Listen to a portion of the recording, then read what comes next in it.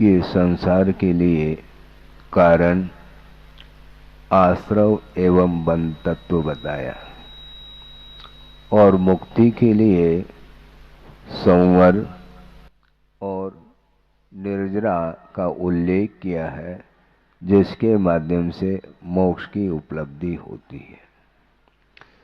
लेकिन विशेष बात आपके सामने रख रहा हूं कि एकांत से बंध संसार के लिए कारण नहीं है। महाराज, आप बंध का समर्थन करना चाहो क्या? मैं नहीं कर रहा हूं, किंतु आगमकार स्वयं कह रहे हैं दुर्गति के लिए कारणभूत जो बंध है वह हमारे लिए अभिशाप सिद्ध होता है। किंतु पाप कर्म की निर्जरा, पाप कर्म के क्षय के लिए जो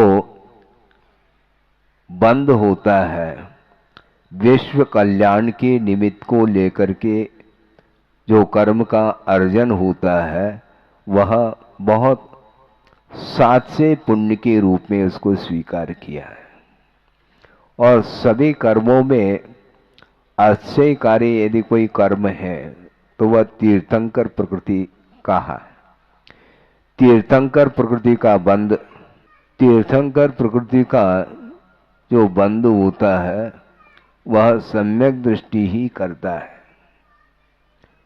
और वह सम्यक दृष्टि असंयम की भूमिका में भी कर सकता है और संयम की भूमिका में भी कर सकता है। और वह तीर्थंकर प्रकृति के बंध के कारण उसका जब उदय होता है तो उस समय समो शरण की रचना होती है। और समो शरण की रचना इंद्र की आज्ञा से कुबेर के द्वारा समो शरण की रचना होती है। और उसमें 12 सभाएं हुआ करती हैं और उसमें असंख्य देवी देवताएं वहां पर उपस्थित रहते हैं और वहां पर चक्रवर्ती भी उपस्थित रहता है। अन्यान्य और राजा महाराजा सारे सारे उपस्थित रहते हैं। दिव्य ध्वनि के माध्यम से जो देशना होती है प्रभु की, उस देशना को सुनने के लिए लालायित है। ये सारा का सारा आकर्षण या वैभव ये किसका प्रतिफल है, किसका परिणाम है? यह बंध का परिणाम है। किंतु वह बंध संसार को काटने के लिए कारण सिद्ध होता है। इसलिए आचार्य कहते हैं आपको बंध यदि इष्ट है तो उस प्रकार का बंध करो जिसके माध्यम से स्वयं भी भव समुद्र से पार हो सकता है और उनके निमित्त से असंख्यात जीवों का भी कल्याण होता है। इस प्रकार सात से जो शुभात्मक जो कर्म है उसका आश्रव हमारे लिए इष्ट है। किंतु जो पाप कर्म है वह जिन परिणामों के माध्यम से उसका आश्रव अथवा बंध होता है, उससे बचने के लिए आगमकार बार बार उपदेश देते हैं। और यह संसार नश्वर है, शाश्वत नहीं है।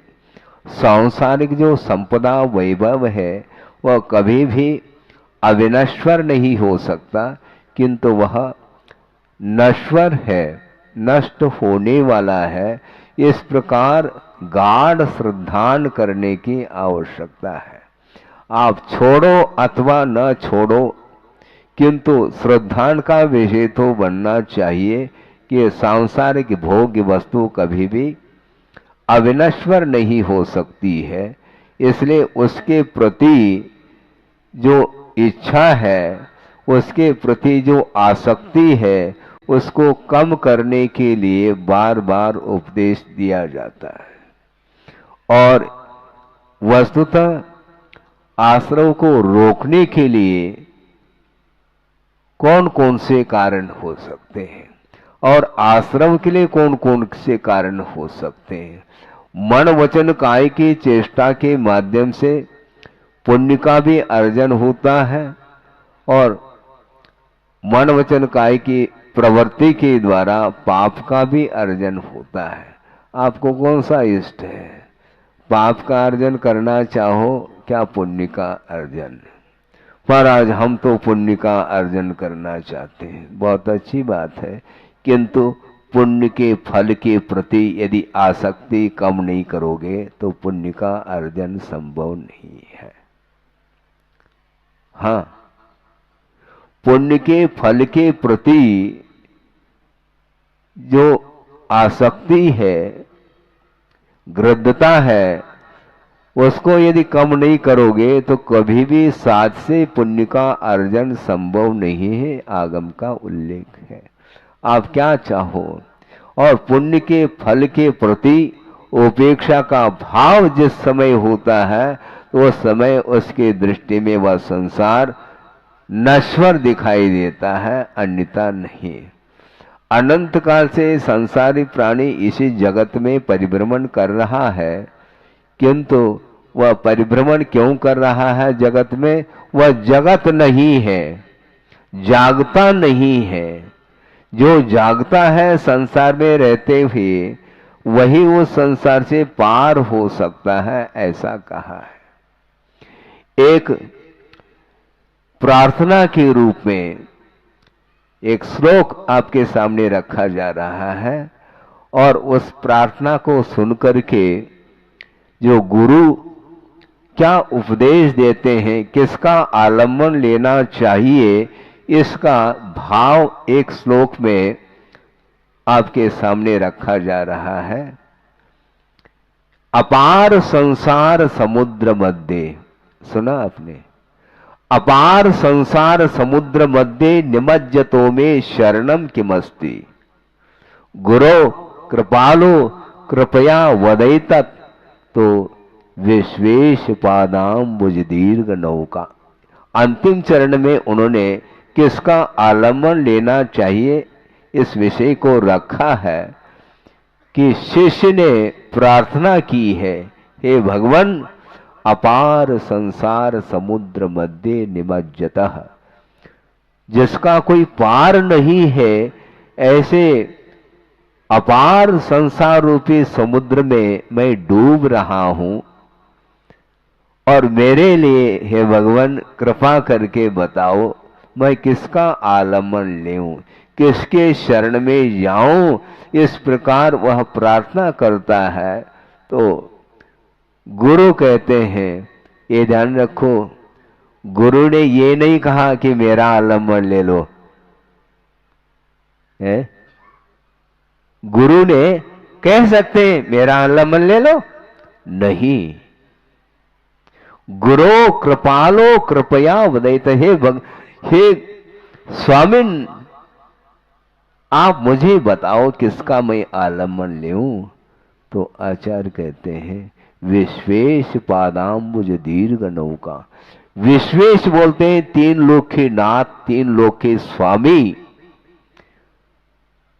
प्रभु, उनके चरण कमल रूपी विशाल जो नौका है उसका आलम्बन ले लो तो बिल्कुल एक क्षण में समुद्र भव समुद्र से पार हो सकते हो। कहना चाहिए था गुरु को मेरा आलम्बन ले लो, नहीं कहेंगे वो, क्योंकि गुरुओं में जो गुरु होते हैं परम गुरु वे प्रभु हुआ करते हैं, क्योंकि प्रभु का आलम्बन लेकर के ही गुरु बनते हैं। किंतु ये ध्यान रखो पहले लघु बनने का पुरुषार्थ करो। हर व्यक्ति गुरु बनने का भाव रखता है, किंतु ये ध्यान रखो पहले लघु बनो। लघुतम बनने का पुरुषार्थ करना है हमें, उसके बिना प्रभु बनने के लिए और कोई उपाय नहीं है। अनंत शक्ति के धारक वे प्रभु तीर्थंकर हुआ करते हैं, मोक्ष मार्ग के नेता होते हैं और हम भी नेता बनना चाहते हैं, है? हम शासन चलाना चाहते हैं, किंतु आचार्य कहते हैं पहले आत्मान शासन की बात करो। विश्व को शासित करने के लिए हर व्यक्ति खड़ा हो जाता है, मैं विश्व को अपने अंडर में रख लूं, पूरे विश्व को मैं हैंडल करूं, किंतु आचार्य कहते हैं किसी दूसरे की हैंडओवर करो तो मुक्त हो जाओ। ये हैंडल करने का जो भाव है, ये गुरु बनने का भाव माना जाता है, ये ठीक नहीं है। इसलिए आत्मानुशासन की आवश्यकता। जिसकी आत्मा शासित नहीं है, अनुशासित नहीं है, स्वच्छंद प्रवृत्ति करने वाली आत्मा कभी भी वह शास्ता नहीं बन सकती। विश्व की शास्ता शासक बनने के लिए वस्तुतः अपने आत्म तत्व की पहचान करने की आवश्यकता होती है। अपने आत्म तत्व की पहचान, अपने आत्म तत्व का स्वरूप का बोध जिसे ज्ञात नहीं है, वह कदम कदम पर उसके अंदर दूसरे को अपने अंडर में रखने का भाव, दूसरे को संचालित करने का भाव, आधिपत्य का भाव, अधिकार का भाव सामने आता है। इसी को हमें समाप्त करना है। इसलिए आद हिदम का दब्बम कहा, आत्मा का हित करो, पर का हित अपने आप हो जाएगा। पर के हित करने के लिए हम कदम बढ़ाते हैं, आचार्य कहते हैं कोई आवश्यकता नहीं। पर का हित जो होता है, मौन रह करके जो साधना करने वाला साधक है, उसके माध्यम से पूरे संसार का हित हो सकता है। उपदेश की भी कोई आवश्यकता नहीं पड़ती है। 2-4 दिन पहले भी हमने बात रखी थी आपके सामने कि प्रभु भगवान दीक्षित होते हैं। भगवान नहीं दीक्षित होते हैं, व्यवहार में कहने में आता है भगवान की दीक्षा होती है। भगवान का दीक्षा कल्याणक नहीं होता है, किंतु कुमार का कल्याण होना है। वृषभ कुमार, अभी वृषभ सागर नहीं बना, नाथ तो बाद में बनेगा, अभी होनहार है। तो वो वृषभ कुमार जिन्हें जब वैराग्य हो जाता है, तो वन की ओर उनके कदम बढ़ते हैं और माता पिता रुदन करते रहते हैं, बार बार समझाने का पुरुषार्थ करते हैं। बाद में साधना कर लेना, अभी तो वैभव जो आपके लिए मिला है, उस वैभव को आप निश्चिंत हो करके उसका उपभोग करें। इस प्रकार बार बार भगवान के माता पिता की भी इच्छा होती है। कौन चाहता है अपना पुत्र संत बन जाए? है? कोई चाहता है? संत बनना अच्छा नहीं है क्या? ना, अच्छा तो महाराज, लेकिन सब आपके लिए, मेरे लिए थोड़ी। आप तो बन गए, आप संत बनो, महंत बनो, किंतु वहां तक पहुंचने की क्षमता, कैपेसिटी हमारे अंदर कहाँ है? इसलिए भगवान के माता पिता भी वह रुदन मचा रहे हैं। इसके उपरांत भी वैराग्य एक बार उत्पन्न होता है, वह उसकी गाड़ी रिवर्स नहीं हो सकती और आगे बढ़ते चले जाते। सोचो, विचार करो, उनके अंदर विश्व कल्याण करने का भाव नहीं है ऐसा नहीं, किंतु विश्व का कल्याण करने वाला जो व्यक्ति है वह स्वयं का कल्याण पहले कर ले। गुरुदेव ने एक बार कहा था, हालांकि व्यवहार का वो निषेध नहीं करते हैं, किंतु श्रमण जीवन भर व्यवहार में न उलझे, उसको निश्चय तक पहुंचाना है। इसलिए उनका ये कहना था कि किसी ने मुनि महाराज के दर्शन किए और उन्होंने धर्म वृद्धि का आशीर्वाद दिया, तो उस समय गुरुदेव का ये कहना था, तुम्हारा कल्याण हो गया क्या? तुम्हारा स्वयं का कल्याण हो गया? दूसरे के कल्याण के लिए तुम आशीर्वाद का हाथ उठाते हो। निषेध नहीं करते हो, किंतु इसमें ज्यादा रुचि नहीं लेना चाहिए। रुचि का अर्थ दूसरे को आकर्षित करके दिन भर हम आशीर्वाद का ही हाथ सामने रखें तो वह कभी भी, सामने वाला जो व्यक्ति है वह कभी भी धर्म से आकर्षित नहीं हो सकता। वस्तुतः हाथ उठाने से, आशीर्वाद का हाथ उठाने से ही कल्याण होता है, ये अनिवार्य नहीं है। श्रवण साधना में लीन है, सामायिक अथवा ध्यान में लीन है, उस समय श्रावक आया है, चरणों में नतमस्तक हो रहा है, तो अपना ध्यान छोड़ करके आशीर्वाद दे दे, क्योंकि आशीर्वाद से तो कल्याण होता है महाराज, ये ध्यान रखो। ये जब बाहर आते हैं ध्यान से उस समय यह प्रसंग आता है, किंतु विश्व को भूल करके जो अपने आत्मा में लीन होता है, अपने परमात्मा तत्व को प्राप्त करने के उद्देश्य को लेकर के वह विश्व को भूलना चाहता है, तो विश्व को भूलने वाला व्यक्ति ही अपना आत्मा का भी कल्याण कर सकता है और विश्व का भी कल्याण कर सकता है। इसलिए वृषभ कुमार को वैराग्य हो गया और वह दीक्षित हो जाते हैं, किंतु दीक्षित होने के उपरांत वह मंच पर बैठ करके माइक के सामने अच्छे आराम से 1 घंटा निवेदन करने के लिए प्रतिदिन आते हैं, तो उनको आकर्षित करना चाहिए नहीं। तो महाराज वो दुकान नहीं चलाना चाहते हैं क्या? वो दुकान चलाना नहीं चाहते हैं क्या? दुकान तो चलाना चाहते हैं, लेकिन फुटकर नहीं, ये ध्यान रखो। वो होलसेल व्यापारी है, इसलिए उन्होंने सोचा 2-4 व्यक्तियों के कल्याण करने के लिए बाहर बार बार आने की अपेक्षा हम भीतर ही रहे, और केवल ज्ञान जब उत्पन्न होगा और समोषण की रचना होगी और असंख्यात जीवों का कल्याण एक साथ हो जाएगा। आप कल्याण की बात करते हैं, विश्व कल्याण की बात करते हैं, तो गुरुदेव का ये कहना है, पहला लघु बनना सीखो।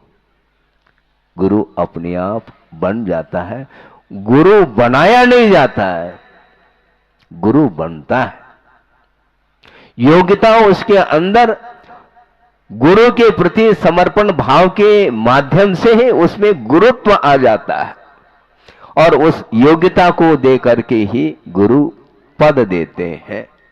गुरुदेव ने कहा था, दीक्षा ली जाती है और पद दिए जाते हैं योग्यता अनुसार। दीक्षा दी नहीं जाती, दीक्षा तो ली जाती है, किंतु समय पर उसकी योग्यता जब सामने आती है तो पद लिए नहीं जाते, पद दिए जाते हैं।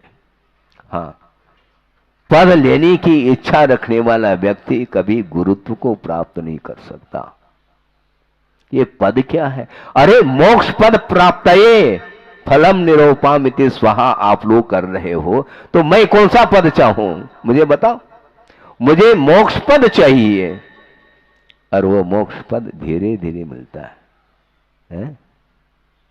मोक्ष पद जो मिलता है वह धीरे धीरे मिलता है, आकुलता के कारण वह पद नहीं मिल सकता है।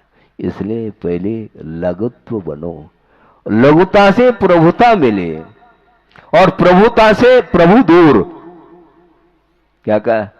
लघुता से तो प्रभुता मिले, किंतु प्रभुता से प्रभु दूर होते चले जाएंगे, ये ध्यान रखो। मैं बड़ा बनूं, इस प्रकार का भाव हमेशा प्रभु से उसको दूर रखता है।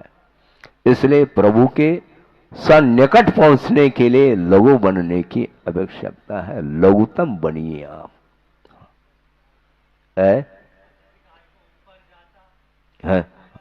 हमें याद नहीं है, जब याद आ जाए हम बता देंगे। अभी तो हम इतना कहना चाहते हैं कि लघु बनना सीखो, और उस प्रसंग को आपके सामने हम रखना चाहते हैं उदाहरण के रूप में। छोटा सा प्रसंग कि बहुत सारे आपने फूल देखे होंगे बगीचे में, विभिन्न प्रकार के फूल खिले हैं और अनेक प्रकार के रंग बिरंगे हैं और सुगंधी महक रही है, चारों ओर वातावरण सुगंधित हुआ है, किंतु आपने एक फूल को देखा, कौन सा? उसमें सुगंधी नहीं है, उसका कोई विशेष रंग नहीं, किंतु वह कौन सा फूल है महाराज? आप लोग बोलते हैं अकौआ का फूल, जिसको आचार्यों ने अर्कतूल कहा है। अकौआ का जो फूल होता है वो फूल, वह उसमें कोई सुगंधी नहीं और उसमें इतने सूक्ष्म सफेद सफेद बाल है, रोम है और वह आसमान में उड़ रहा है। देखा आपने? कभी देखने का प्रयास करो। और उसको देख करके छोटे छोटे बच्चे, उसके लिए वह मनोरंजन का केंद्र बना हुआ है, मनोरंजन का केंद्र बना हुआ है। वह अधर में आसमान में उड़ रहा है, किंतु उड़ते उड़ते उड़ते धीरे धीरे मान लो ऑक्सीजन की कमी के कारण, हवा की कमी के कारण वह धीरे धीरे धीरे नीचे की ओर आ रहा है। और नीचे की ओर आते ही धरती का टच किया उसने, किंतु धरती सूखी नहीं थी, किंतु वहां पर कीचड़ मचा हुआ था और वह कीचड़ में वह आंख का फूल गिर जाता है। अकौआ का फूल, उसके उड़ने का जो स्वभाव था वह समाप्त हो गया। क्यों? क्यों हुआ? वह करदम में गिर गया तो उड़ने का स्वभाव समाप्त हुआ। इसी को बोलते हैं अटैच। किसी से अटैच होना चाहते हो तो तुम उड़ नहीं सकोगे, ध्यान रखो। हाँ, अपने आत्म तत्व के प्रति कोई रुझान नहीं है, आत्म स्वरूप को प्राप्त करने की कोई लगनशीलता नहीं है और पर वस्तु को पकड़ने की बात आती है तो व्यक्ति कभी भी अपने स्वभाव को प्राप्त नहीं कर सकता, उड़ेगा नहीं, उसकी ऊर्ध्व गति नहीं हो सकती, उसका अधः पतन होता है, ऐसा कहा है।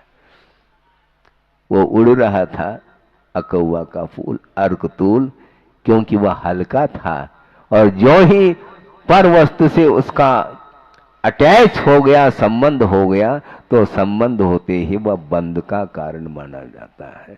इसलिए दूसरे से दूर रहो, पर पदार्थ से दूर रहो, ये कहा है?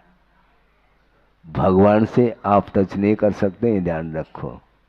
है महाराज के चरण स्पर्श तो कर सकते हैं मंच पे आकर के, किंतु 4 अंगुल जो ऊपर उठे हुए भगवान हैं, समोशरण 500 धनुष ऊपर विराजमान है समोशरण में, किंतु उनके निकट तो पहुंच सकते हो, किंतु डोंट टच नहीं कर सकते, आप स्पर्श कर ही नहीं सकते, इतना उनका अतिशय है।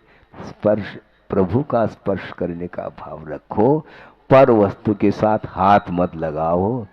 हाँ, पर वस्तु के प्रति हाथ नहीं लगाना, पर वस्तु को प्राप्त करने के लिए हाथ नहीं दिखाना, ये ध्यान रखो। अपने आत्म स्वरूप को प्राप्त करने के लिए हाथ जोड़ने की आवश्यकता, हाथ दिखाने की आवश्यकता। हाँ, ये सब आगम में लिखा हुआ है, मैं अपने तरफ से कुछ भी इसमें बगार नहीं लगा रहा हूं। हाँ, हाँ, छोंक लगाया जाता है?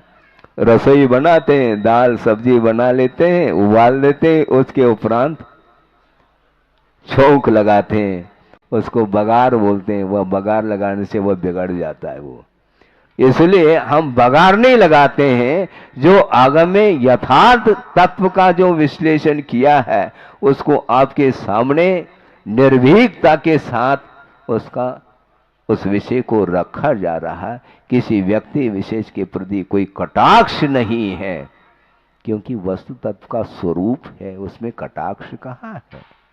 इसलिए प्रभु बनना चाहो तो सर्वप्रथम लघु बनने का पुरुषार्थ करो। और लघु कौन बनता है? 3 लोक के पति, जगतपति बनना है। उद्योगपति जी, हाँ, जगतपति बनना है तो जगतपति बनने के लिए पूरा निछावर किया जाता है, ये ध्यान रखो, तब सर्वतोभद्र बनता है।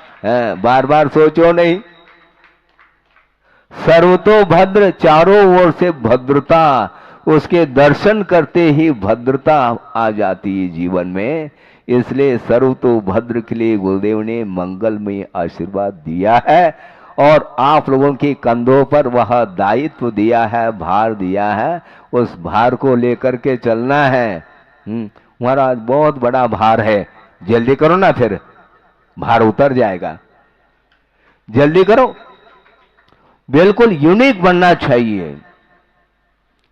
अपनी हवेली को बनाने के लिए करोड़ों अरबों रुपए खर्च करते हो और जिनालय, जिनेन्द्र भगवान का वह आलय अर्थात मंदिर है जिसमें जनबिंब को स्थापित किया जाएगा, तो उस मंदिर को इतना डेकोरेट करना चाहिए, 3 लोक में उस प्रकार का कोई मिसाल देखने में नहीं आना चाहिए।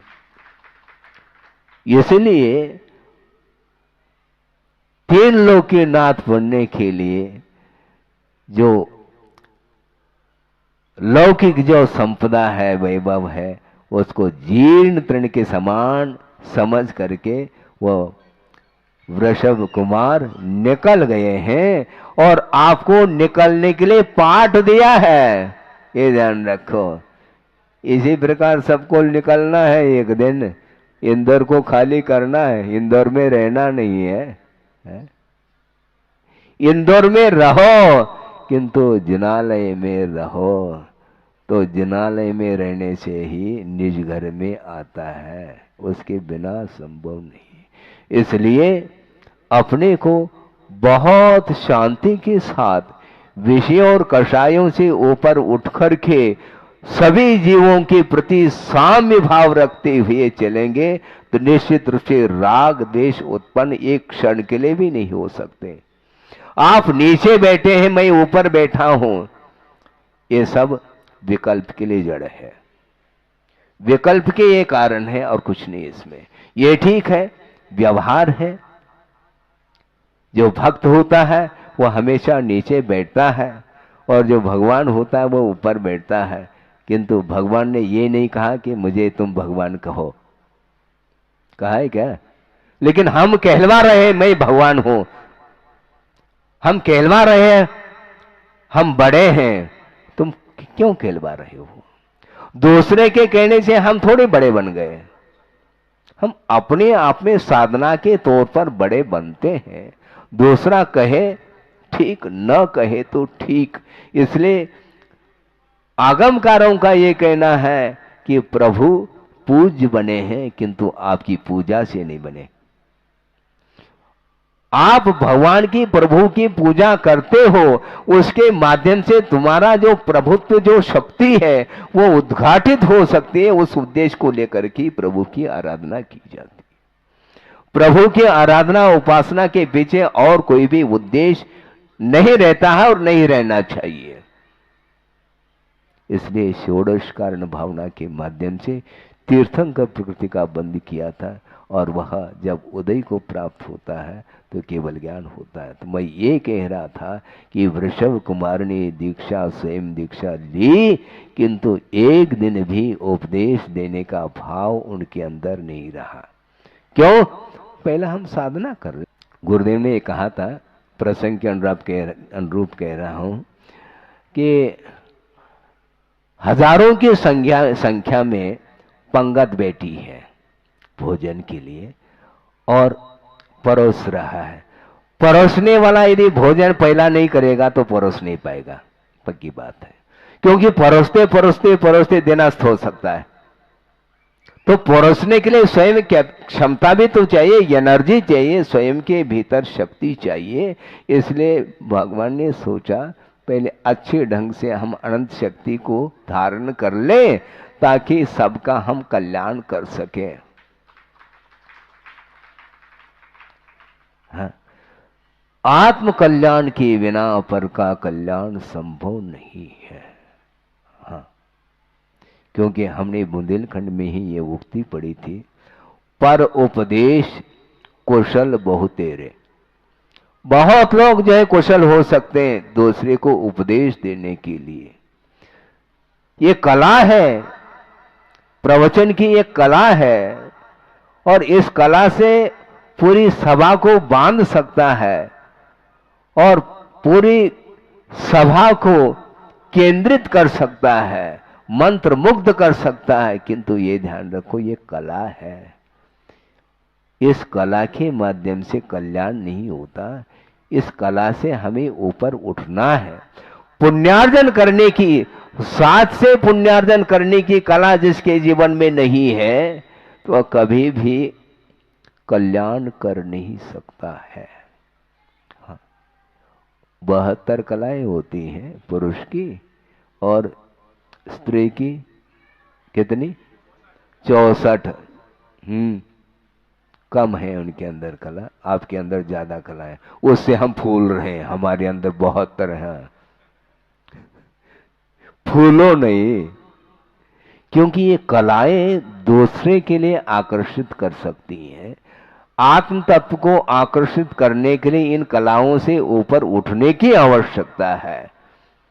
हाँ, आत्म तत्व को समझने के लिए आत्मा में लीन होने की जो कला है वह अद्भुत कला है। उस कला को हासिल करने के लिए प्रभु ने सोचा अब हमें सभा के बीच में नहीं रहना, सभा से दूर रहना है। सभा से और सभासदों से।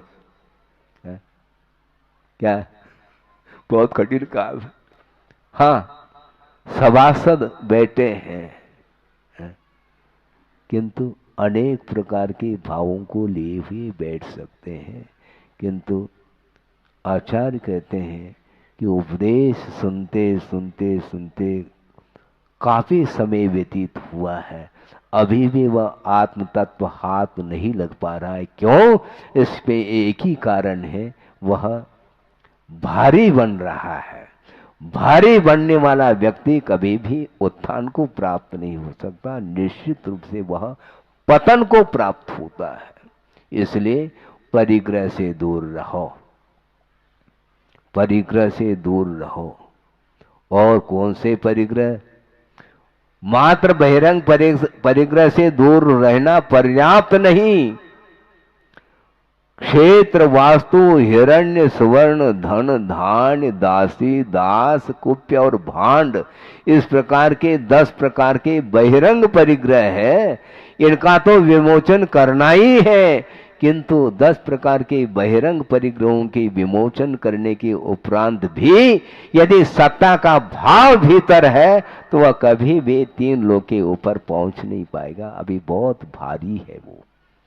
बहिरंग परिग्रह से भी भयानक परिग्रह अंतरंग परिग्रह हुआ करता है। जो मूर्छा भाव है वह भयानक रूप ले लेता है। ये मानसिक भूख है। शारीरिक जो भूख है वो 2, 4, 6 रोटी ले लिए, बस हो गया, 2, 4 घंटे के लिए आराम करेंगे आप। किंतु मन की जो भूख है, जो मानसिक तृष्णा है, उसको कभी भी हम दूर नहीं कर पाएंगे। गुरुदेव ने एक मुहावरा सामने रखी थी, वो कन्नड़ में है, किंतु उसका भाव आपके सामने रख रहा हूं। वो ये है, उन्होंने कन्नड़ में वो उक्ति कही थी कि हुनसी मुप्पादरे हुई मुप्पे। ये प्रश्नार्थक है ये सूक्ति। एक वृक्ष है, इमली का वृक्ष है, वो बहुत बूढ़ा हो गया है वृक्ष, किंतु उसकी खटास बूढ़ी नहीं हुई। क्या सुना? इमली का वृक्ष बूढ़ा हो चुका है, धराशायी होने को है, इसके उपरांत भी उसकी जो खटास है वह बूढ़ी नहीं हुई। इसलिए बहिरंग परिग्रह के त्याग के उपरांत भी यदि खटास बनी है तो कभी भी उसका उत्थान संभव नहीं। इसलिए अंतरंग जो परिग्रह है, तृष्णा है, जो आसक्ति है, गृद्धता है, पर वस्तु के ऊपर जो है एक प्रकार से अधिकार प्राप्त करने का भाव है, उसको जब तक आप समाप्त नहीं करोगे तब तक कभी भी आत्म तत्व दिखाई नहीं देगा। अपनी अपनी पर्सनैलिटी को देखने के लिए हाँ, सुबह उठते ही आईने का प्रयोग करते हैं, दर्पण में देखते हैं, किसको देख रहे हो? परमात्मा तत्व को देख रहे हो क्या? परमात्मा तत्व उस दर्पण में, आईने में देखने में आता है? नहीं आता, किंतु प्रतिदिन उसका एक आवश्यक बना हुआ है। जिस प्रकार श्रमण लोग स्वाध्याय करते हैं प्रतिदिन, उसी प्रकार वह प्रतिदिन उठते ही नहा धो करके क्या करता? बाहर निकलने के पहले हाँ, अपने आप को, अपने लिए नहीं, मैं दूसरे के लिए किस प्रकार, मुझे कोई देखेगा तो लगना चाहिए, अपना एक अलग अस्तित्व देखने में आना चाहिए दुनिया के बीच में। इसलिए वह आईने में देखता है और शरीर को और अलंकृत करता है वस्त्राभूषणों से। वस्त्र अलग है, आभूषण अलग है, आभरणों के माध्यम से उस शरीर को वह डेकोरेट कर रहा है, अलंकृत कर रहा है। किंतु आचार्य कहते हैं किसको अलंकृत कर रहे हो? सोचो, विचार करो।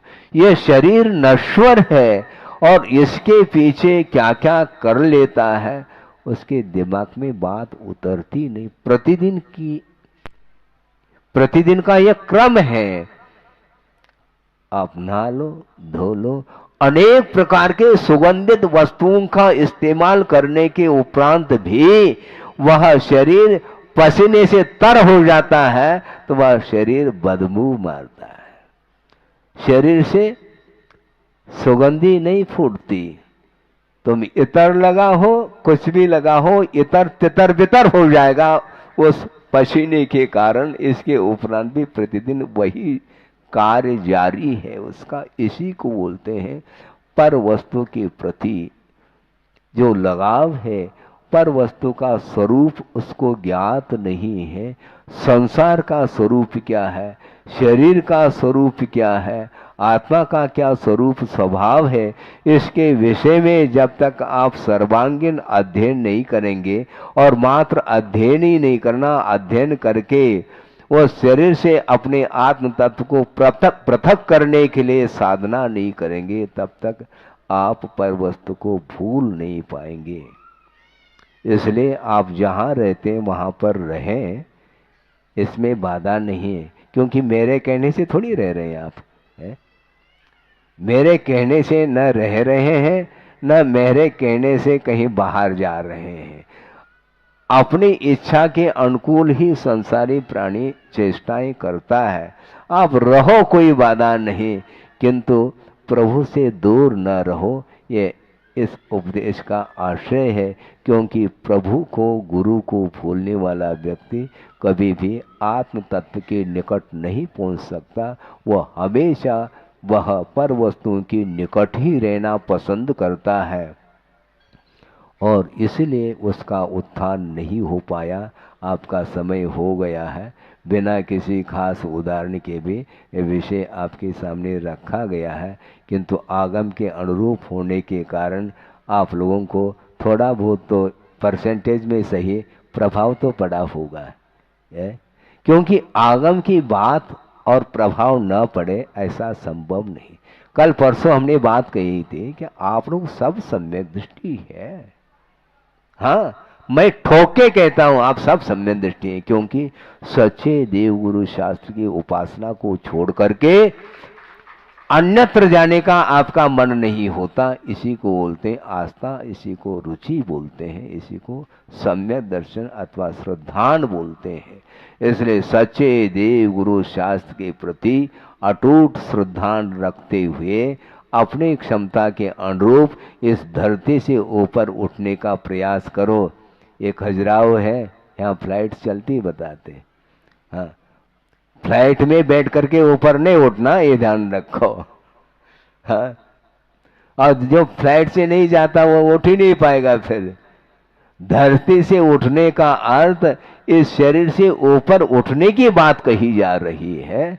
इसलिए अपने लिए हमेशा ये सोचना चाहिए, मैं कब से आ रहा हूँ, कब तक इस संसार में रहूँगा, मेरा क्या कार्य है, मुझे कहाँ जाना है, कहाँ से आ गया, ये सारा सारा विषय चिंतन का विषय जब तक नहीं बनता है तब तक वह अपने जो मोहजन्य परिणाम है उनको दूर नहीं कर पाता। इसलिए सबसे कठिन यदि कोई कार्य है तो मोह को परास्त करने की बात है। हम सबको परास्त कर सकते हैं, दुनिया को परास्त कर सकते हैं, किंतु मोह को परास्त करना खेल नहीं है।